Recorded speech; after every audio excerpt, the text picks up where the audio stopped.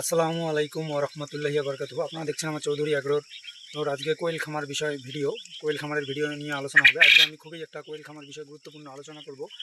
সচরাচর এসব বিষয় ইউটিউবে অনেক আলোচনা আছে, তারপরও আমি যেটা নিয়ে বলতেছি যেটা ইউটিউবে হয়তো বা আপনারা খুব কম পাবেন। যেমন কোয়েল পাখির ওষুধ সম্পর্কে, কোয়েল পাখির ওষুধ সম্পর্কে বলতে গেলে যে আমি কোন ওষুধ খাওয়ালে জ্বর কমবে বা কোন ওষুধ খাওয়ালে জ্বর বাড়বে সেই বিষয় না, আপনারা কীভাবে কোয়েল পাখির খামারে আপনারা ওষুধটা ব্যবহার করবেন সেই বিষয়ে আলোচনা করব। সেই বিষয়টা আলোচনাও এটি অনেক গুরুত্বপূর্ণ আলোচনা। যেমন আমরা সচরাচর যে ভুলটি করে থাকি কোয়েল পাখির খামার মানে ওষুধ ম্যানেজমেন্টে আমরা যে ভুলটা করি সেই ভুলটি হচ্ছে যে আমরা কোয়েল পাখিকে অ্যান্টিবায়োটিক ইউজ করি। হ্যাঁ, অ্যান্টিবায়োটিক অবশ্যই ইউজ করতে হবে, অ্যান্টিবায়োটিকের বিকল্প নেই বলা চলে আর কি।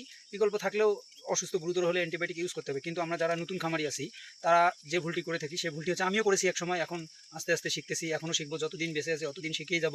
বিভিন্ন সময় বিভিন্ন ধরনের কোয়েল পাখির রোগ নাই অনেকেই বলে, কিন্তু না, মুরগির মধ্যেও যতগুলো রোগ আছে কোয়েল পাখির মধ্যেও ততগুলোই রোগ আছে। হ্যাঁ, তো যে বিষয়টা বলতে চাচ্ছিলাম যে কোয়েল পাখির ওষুধ ম্যানেজমেন্ট। তো আমরা যেমন আজ আমার পাখির ধরেন আমার পাখির খুবই ঠান্ডা লেগেছে, আমার এখন কী করতে হবে? আমি একজন নতুন খামারি, আমি যে ভুলটা করবো যে আমি জানি ডক্সিএভেট দিলে ঠান্ডা কমবে, মাইক্রোনিট দিলে ঠান্ডা কমবে, বা জ্বর আছে গায়ে অনেক গরম জ্বর, তাহলে ফার্স্ট বেড।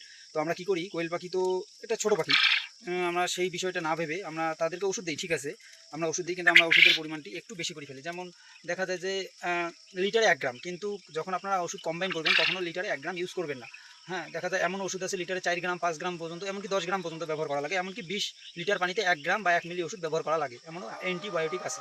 কিন্তু আমরা সেটা না বুঝে লিটারে 1 গ্রাম করে ইউজ করি বা তারও বেশি, যেহেতু 1 গ্রাম মাপার মতো কোনো ব্যবস্থা সবার কাছে নাই, যেমন ছোটো ছোটো মিটারগুলো ওয়েট মাপার, সেগুলো সবার কাছে নেই। আমরা কী করি, দেখা যায় যে দেখেন আপনার 1000 পাখি আছে, আপনার এই দিন 10 লিটার পানি একবারে লাগতেছে সকালবেলা, তো আপনি কী করলেন, এমন লোক আছে 10 গ্রাম মাইক্রোনিট 10 গ্রাম ডক্সিএভেট, সে জানে যে তার পাখি খুবই অসুস্থ গুরুতর, হ্যাঁ, সাথে হচ্ছে আপনার ফার্স্ট বেডও দিয়ে দিল। এরকম করার কারণে কী হবে, আপনার সুস্থ পাখিগুলো আবার অসুস্থ হয়ে যাবে।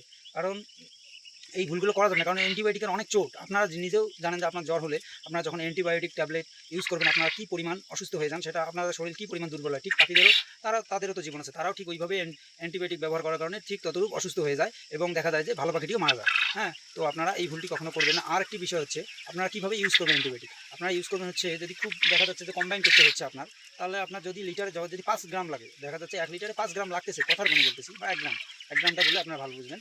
লিটারে যদি 1 গ্রাম লাগে, কম্বাইন করার সময় আপনারা লিটারে হাফ গ্রাম দেবেন ওষুধ, তাহলে হাফ গ্রাম দেবেন। আর আপনারা অ্যান্টিবায়োটিক ওষুধ সবসময় চিন্তা ভাবনা করবেন যে রাতে ব্যবহার করা, রাতে ব্যবহার করাটা অতি উত্তম এবং খুবই আর কি ভালো রাতে ব্যবহার করা। অ্যান্টিবায়োটিক ওষুধ রাতে ব্যবহার করলে দেখা যায় যে কাজ করে ভালো, আপনারা রাতে ব্যবহার করবেন, এটা আপনাদের জন্য অনেক সুবিধা হবে। আর অ্যান্টিবায়োটিক ওষুধ যখন আপনারা ব্যবহার করবেন তার সঙ্গে আপনারা অবশ্যই লাইসোভিটটা ব্যবহার করতে পারেন। হ্যাঁ, লাইসোভিটটা ওটা হচ্ছে মানে বিভিন্ন ধকল থেকে আপনার পাখি তো অসুস্থ, এখন সে ধকলে আছে, তো ওই ধকলের জন্য আপনারা সবসময় লাইসোভিটটা ইউজ করার চেষ্টা করবেন, তাহলে দেখবেন যে ইনশাল্লাহ আপনি আপনার খামারে যত বড় রোগ হোক না কেন, হ্যাঁ, যদি সঠিক কম্বাইন করতে পারেন এবং সঠিক ওষুধ ব্যবহার করতে পারেন এবং ওষুধটি সঠিকভাবে ব্যবহার করতে পারেন, তাহলে আপনার ইনশাল্লাহ পাখিগুলো খুব তাড়াতাড়ি সুস্থ হবে এবং আপনারা খুব সফলভাবে এগিয়ে যেতে পারবেন। আপনার ভিডিওগুলো ভালো লাগলে আমার চ্যানেলটিকে সাবস্ক্রাইব করবেন এবং আপনাদের যে কোনো প্রশ্ন, যে কোনো গরু বিষয় বা কোয়েল পাখি বা হাঁস বিষয় আমাকে আপনারা কমেন্টে জানাবেন, আমি ইনশাআল্লাহ অ্যান্সার দেওয়ার চেষ্টা করব। আসসালামু আলাইকুম ওয়া রাহমাতুল্লাহি ওয়া বারাকাতুহু।